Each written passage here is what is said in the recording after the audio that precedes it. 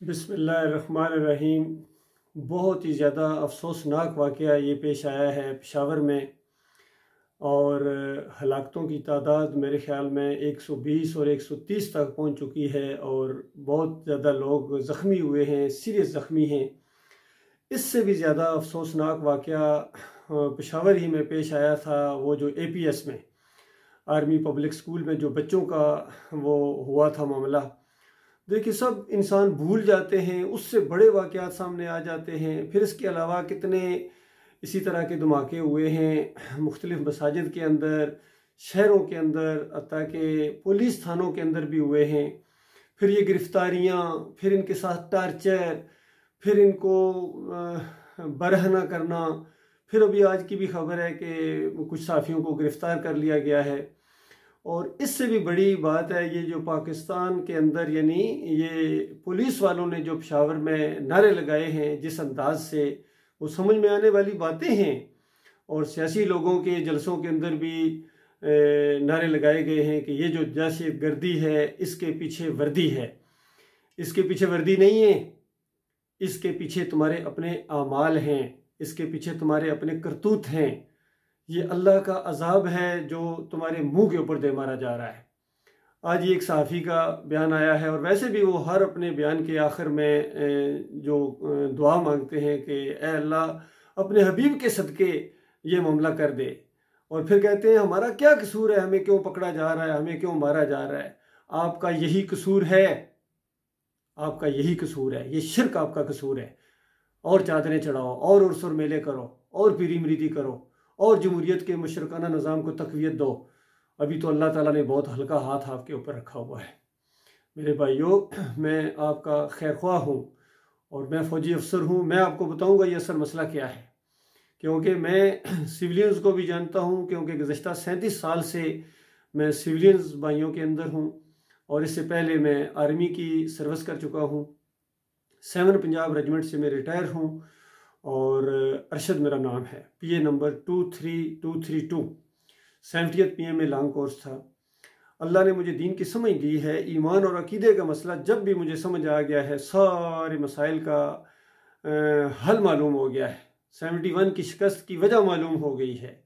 और अब जो ज़िल्लत और ख्वारी 75 साल के बाद पता चला है कि आज़ाद हुए ही कोई नहीं हैं, और कर्ज़े इतने हैं कि कमर टेढ़ी हो गई है। बच्चा पैदा होता है तो मकरूज़ पैदा होता है, उसका क्या कसूर है, अल्लाह के बंदो बताओ।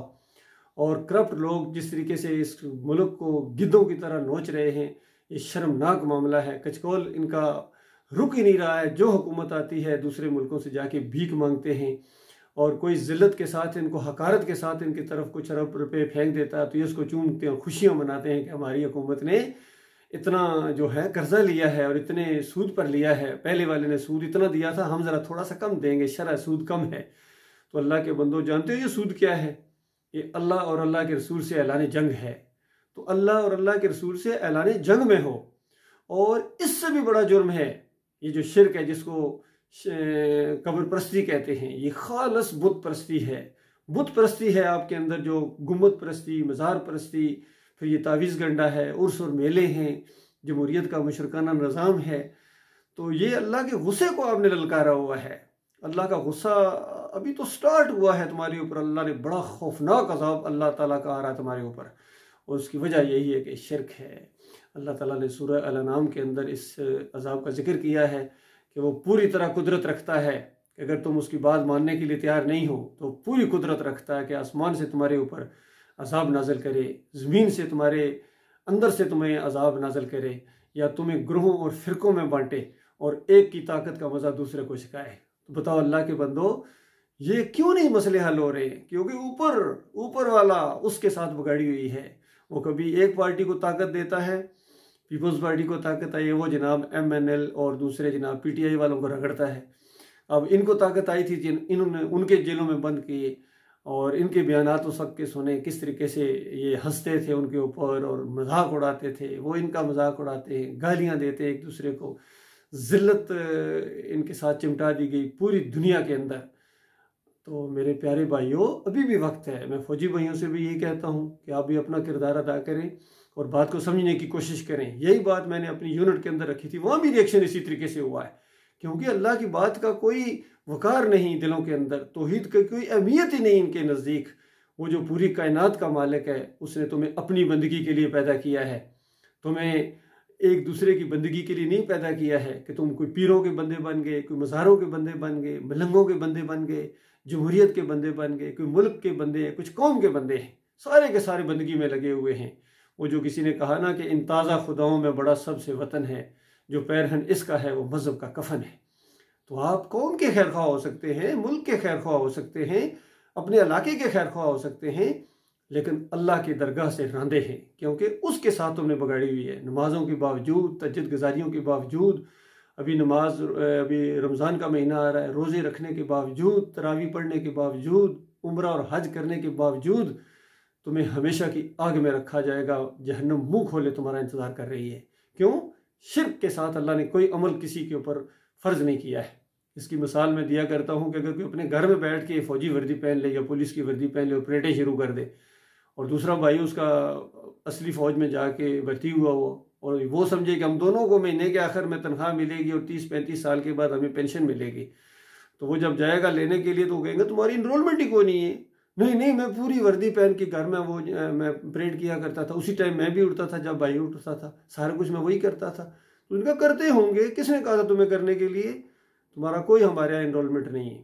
تو لہٰذا یہ جو کلمہ ہے نا، لا الہ الا اللہ محمد رسول اللہ، اس کو سمجھ کے پڑھو۔ لا ہے پہلے، لا کہ اللہ کے علاوہ کوئی معبود نہیں ہے، اللہ کے علاوہ کوئی داتا نہیں ہے۔ جب اللہ کے علاوہ کوئی داتا نہیں ہے، یہ باٹی والا کیا کر رہا ہے؟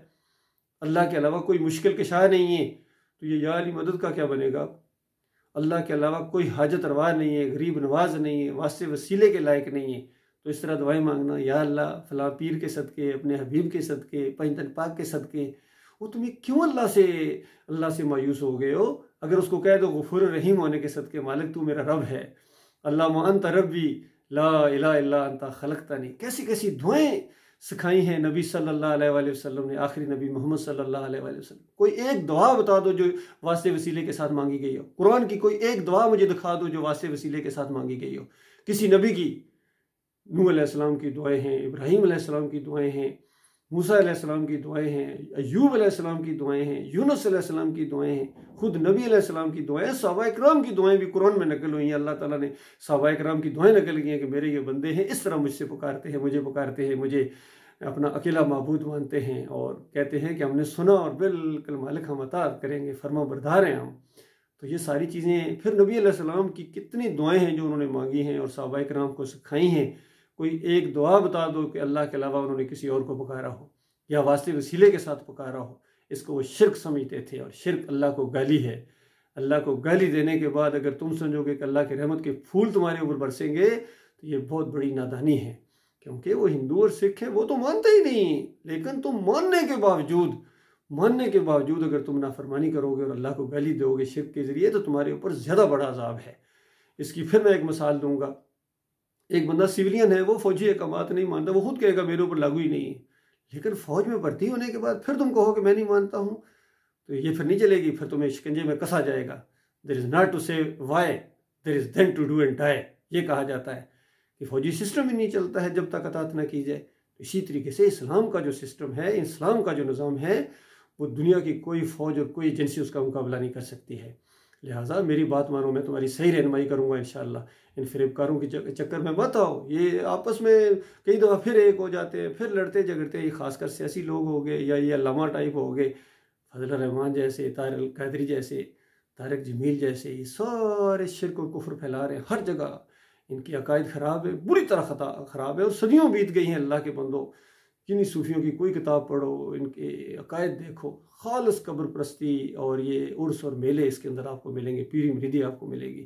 ان کو پڑھو گے تو قرآن و حدیث سے نبی لگتا ہے، قرآن و حدیث کو پڑھو تو پھر ان کی ساری وارداتیں جو ہے نا، یہ کہانیاں، قصے اور فضائل اعمال میں جو کچھ ہے، سب کچھ بربادی ہے، ایمان کی بربادی ہے اللہ کے بندوں۔ اور آگے جو وقت آنے والا ہے وہ بڑا خوفناک وقت تمہارے اوپر آنے والا ہے، اور جو مر گئے وہ تو گئے، فارغ ہو گئے، اور تمہارے لیے بھی ابھی جو زندہ ہو ایک موقع ہے۔ تو یاد رکھنا، اگر ایمان کی خرابی کے ساتھ اللہ کے پاس چلے گئے تو پھر دوبارہ واپسی نہیں ہے۔ خاص کر میں ہمارے آرمی چیف عاصم منیر صاحب سے یہ گزارش کروں گا کہ کچھ تو سوچیں۔ آپ تو حافظ قرآن ہیں، آپ سے زیادہ بڑی بات پر سے ہوگی، قرآن کے پہلے صفحے کی میں بات کر رہا ہوں۔ اللہ کی بندگی ہے، اللہ کی توحید ہے، اس کو پکارنا ہے، رد شرک ہے اس کے اندر، اور نیک لوگوں کے راستے پر چلنا ہے۔ اہدنا الصراط المستقیم، ہمیں نیک لوگوں کے راستے کے اوپر چلا، یا اللہ صراط الذین انعمت علیہم، ان کے راستے پر جن پر تو نے انعام کیا۔ تو یہ جو کچھ ہو رہا ہے بتاؤ، یہ انعام یافتہ لوگوں کے راستے پر چل رہے ہو یا لعنتی لوگوں کے راستے پر چل رہے ہو؟ نبی علیہ السلام نے لعنت بھیجی تھی، لعن اللہ الیہود والنصارى اتخذوا قبور الانبیاء والصالحین مساجدا، اللہ کی لعنت نہیں یہود و نصارہ کے اوپر، انہوں نے اپنے انبیاء اور صالحین کی قبروں کو سجدہ گاہ بنایا تھا۔ تو وہی کام آپ کرو گے اور آپ کے اوپر رحمت کے پھول برسیں گے۔ اللہ نے آپ کو اقتدار اس لیے نہیں دیا کہ کفر و شرک کے محافظ بنو، اللہ نے آپ کو اقتدار اس لیے دیا ہے، طاقت اس لیے دی ہے، فوجی طاقت اور یہ میزائل ٹیکنالوجی اور ٹینک اور ایٹم بم تک اللہ تعالیٰ نے آپ کو دے دیا ہے۔ اس شرک کی رکھوالی کے لیے دیا ہے یا ایمان خالص کو پھیلانے کے لیے؟ اللہ کے بندو، اللہ پر توکل کرو، ایمان خالص کرو، تمہارا رعب اور دبدبہ ہوگا پوری قوموں کے اوپر، کوئی تمہیں کچھ نہیں کر سکتا، یقین کیجئے۔ ایمان تو لاؤ، کیوں کس چیز سے ڈرتے ہو؟ کیا مرنے سے ڈرتے ہو؟ جنت میں جانے سے ڈرتے ہو؟ ایمان عقیدے کی بات کرو گے اور اس راستے میں موت آ جائے، اس راستے میں بڑی سے بڑی چیز چلی جائے، بڑی نوکری چلی جائے، افسری چلی جائے، یہ معمولی چیزیں ہیں، یہ شکر ادا کرے اللہ تعالیٰ کا، اللہ تعالیٰ نے آپ کو چنا ہے۔ یہ موقع ہے، ایک موقع یہ اللہ نے جو دیا ہے، یہ ہاتھ سے نکل گیا تو دوبارہ کبھی موقع اللہ تعالیٰ آپ کو نہیں دے گا۔ گزشتہ 37 سال سے میں یہی بات اپنی قوم کے سامنے، اپنے فوجی بھائیوں کے سامنے رکھ رہا ہوں، میری پوری فائل دیکھو، میں یہی اسی طرح کی چیزیں میں بیان کرتا ہوں۔ اگر کبھی اپنے وہ اپلیکیشن بھی میں نے دی ہے تو ایمان عقیدے کے حوالے سے دیا کہ یہ میرا مسئلہ تھا جس کی وجہ سے فوج سے مجھے نکال دیا گیا تھا، لیکن کوئی بات نہیں، ملک سے نکال دو، فوج سے نکال دو، یہ کچھ نہیں ہوتا ہے، یہ آنی جانی چیزیں۔ ہمارے پیارے نبی محمد صلی اللہ علیہ وسلم کو مکہ سے نکال دیا گیا تھا، کیا وہ ناکام ہو گئے تھے؟ چند ہی سال گزرے تھے، فاتح بن کر آئے تھے۔ تو انشاءاللہ مجھے پوری امید ہے یہ مسئلے چونکہ آپ لوگوں سے حل نہیں ہو رہے ہیں، تو ان قریب یہی میں محسوس کر رہا ہوں کہ آپ کہیں گے کہ ارشد آؤ ان کو سنبھالو، تو ان کے بس کی بات نہیں ہے۔ تو انشاءاللہ میں معاملہ ایسے طریقے سے کروں گا کیونکہ اللہ کے ایمان میں بڑی طاقت ہے، تمہارے سارے جتنے یہ مسائل ہیں چٹکیوں میں حل ہو جائیں گے، یقین کیجئے۔ تمہارے قرضے نہ صرف حل ہوں گے بلکہ الٹا بیلنس ہوگا، IMF کے اوپر ہمارا ہوگا قرضہ کہ تمہارے اتنے اصل تمہارا یہ ہے، اتنے ہم دے چکے ہیں اور اتنا ابھی تمہارے اوپر باقی ہے تو واپس کرو۔ اور جو بھی ہمارے مجرم کسی بھی ملک میں ہیں، چاہے فرانس میں ہیں، چاہے انگلینڈ میں ہیں، اگر وہ ہمارے حوالے نہیں کریں گے، ان کے ساتھ سفارتی تعلقات نہیں رکھے جائیں گے، کسی صورت میں نہیں رکھے جائیں گے جب تک وہ ہمارے مجرم ہمارے حوالے نہیں کرتے ہیں۔ کیسے نہیں کرتے ہیں؟ تو اصل میں تھوڑا سا سٹینڈ لینے والا انداز اختیار کرو، اللہ کے اوپر بھروسہ کرو، لیکن تم تو بالکل لیٹے جا رہی ہو کفر شرک کے آگے، اور یہودیوں کے آگے، عیسائیوں کے آگے، سکھوں کے آگے، ہندوؤں کے آگے۔ ان کے سامنے اسلام کا ایک ماڈل پیش کرو تاکہ وہ بھی ایمان عقیدے کی طرف آئے۔ یاد رکھنا وہ جو نہیں آ رہے ہیں نا، اس کا بھی جرم آپ کے اوپر پڑے گا، کیونکہ وہ تو سمجھتے اگر یہ اسلام ہے تو ہم ادھر نہیں آتے ہیں۔ بھائی کاش ان کو پتہ چل جائے یہ اسلام نہیں ہے، اسلام وہ ہے جو قرآن کے اندر ہے، اسلام وہ ہے جو آخری نبی محمد صلی اللہ علیہ وسلم کا طریقہ تھا اور صحابہ کرام کا طریقہ تھا۔ اس کو وہ مانتے ہیں، وہ جانتے ہیں وہ کتنے کھرے لوگ تھے اور کتنے سچے لوگ تھے، اس کو تو وہ مانتے ہیں، لیکن ان کو دیکھ کے وہ ادھر نہیں آ رہے ہیں۔ لہٰذا ایمان کے اوپر کھڑا ہونا یہ بہت بڑی خوش قسمتی ہے۔ اللہ تعالیٰ آپ کو اس کی سمجھ عطا فرمائے اور مالک رحم کرے۔ یہ میں یہاں بحرین میں ہوتا ہوں تو یہاں باتیں تو ہوتی رہتی ہیں، ظاہری بات ہے، لوگ بھی کئی دفعہ کہتے ہیں پاکستان کے حالات بڑے ایسے ہیں، یہ ہے وہ ہے، تو میں کہتا ہوں بھائی جب چائے کڑک چائے بنتی ہے نا تو اس کو ابلنا پڑتا ہے۔ یہ حالات تھوڑے ابل رہے ہیں، لیکن توحید کی دعوت بھی پاکستان سے اٹھی ہے۔ پاکستان انشاءاللہ پوری طرح کھل کے سامنے آئے گا۔ ناامیدی نہیں ہے، وہ باتیں بالکل سچی ہیں، لیکن ایمان عقیدے کی وجہ سے آئیں گے انشاءاللہ۔ لوگ ادھر نوکریاں لینے آئیں گے، یہ پوری دنیا کو کنٹرول کرے گا، پوری دنیا نے پاکستان بننا ہی بننا، یہ طے ہے، اس کی خوشخبری سنائی جا چکی ہے۔ نبی علیہ السلام نے مسلم کی روایت کے اندر کہا کہ وقت ایک آنے والا ہے پوری زمین کے اوپر اسلام ہوگا، ہر گھر کے اندر، ہر خیمے کے اندر اسلام کی برکت جائے گی، تو اس وقت ظاہری بات ہے پوری دنیا انشاءاللہ پاکستان ہوگی، نہ یہودیت ہوگی، نہ عیسائیت ہوگی، نہ سکھ ہوں گے، نہ ہندو ہوں گے، نہ بریلوی ہوں گے، نہ دیوبندی ہوں گے، نہ اہل حدیث ہوں گے، نہ صوفی ہوں گے، سارے کے سارے مومن ہوں گے، مسلم ہوں گے، ہر طرف اللہ ہی اللہ ہوگی۔ سارے بت توڑے جا چکے ہوں گے، سلیب توڑ دی جائے گی، مزاروں کو گرا دیا جائے گا اور جمہوریت کے سارے مشرکانہ نظام کو لپیٹ دیا جائے گا اور خالص اسلام کا دور دورہ ہوگا انشاءاللہ۔ یہ تو حدیثوں کے اندر موجود ہے، سب کچھ ہونا ہی ہونا ہے۔ یہ تو ہماری خوش قسمتی ہے کہ ہم اس بات کے ساتھ ہو جائیں، اس بات کو لے کر اٹھیں، ورنہ اللہ تعالیٰ پوری قدرت رکھتا ہے، وہ سب کچھ کرنے کے اوپر قادر ہے، وہ وسائل کا پابند نہیں ہے، وہ اسباب کا پابند نہیں ہے، وہ اسباب کا خالق ہے، وہ وسائل کا خالق ہے۔ اللہ تعالیٰ ہمیں یہ باتیں سمجھنے کی اور اس کے اوپر غور و فکر کرنے کی توفیق عطا فرمائے۔